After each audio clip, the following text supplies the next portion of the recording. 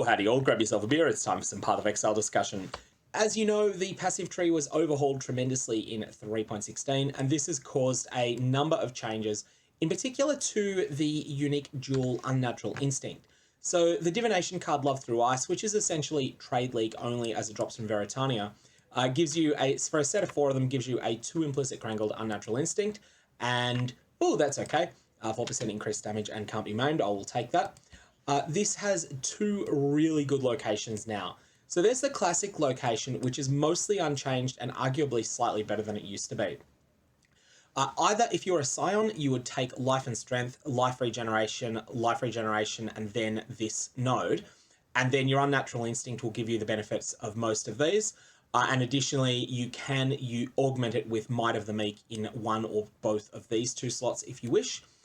So that's the spot if you're a Scion. If you're not a Scion, you'll need to path through Shaper and then take a couple of the Life Regen nodes. Generally, you'll take the Life Regen nodes because Unnatural Instinct actually turns off the nodes that are the small nodes that are allocated on your tree and turns on the ones that are not allocated.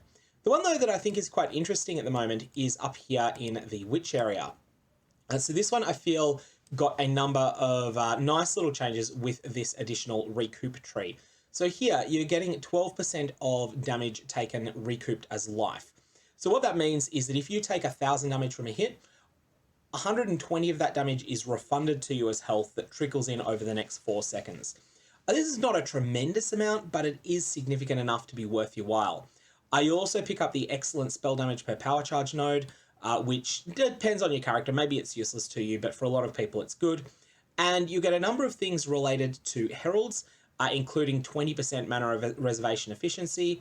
The reasonably unlikely to be good curse skills have 10% increased cast speed. And depending on the way that you path through the Prodigal Perfection and Mystic Bulwark section, you may or may not get some benefit here. Currently, I've actually, unfortunately, lost the benefits of mana and spell block here, and I'm still assessing exactly what I want to do with that. Maybe I want to unallocate Mana Mastery, Mystic Bulwark, and mana and spell block, and then just get the benefits of this node. You also pick up a couple of block-related nodes if you are a spellcaster using a staff, which in my case I actually am. So that's beneficial as well. And that's basically one of the best spots on the entire passive tree for Unnatural Instinct now. So those are the 2 spots that I most recommend. But this duel is extremely powerful, and I honestly think that almost every build, once you've got the resources to acquire this item, almost every build should use it.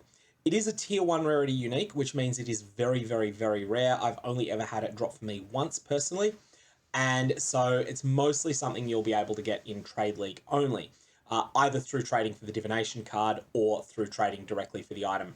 But I do think it's worth your while if you've got those resources. At the time of me recording this video, the set of Divination cards cost me 3.25 Exalted Orbs, and that tends to go up over a league, so it's something to maybe consider getting your hands on now if you can afford it.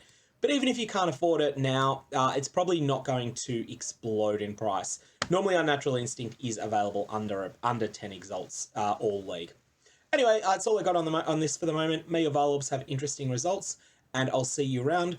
No stream today because we've got thunderstorms here and intermittently losing power, so it looks like someone has used a Valorb on the electrical grid.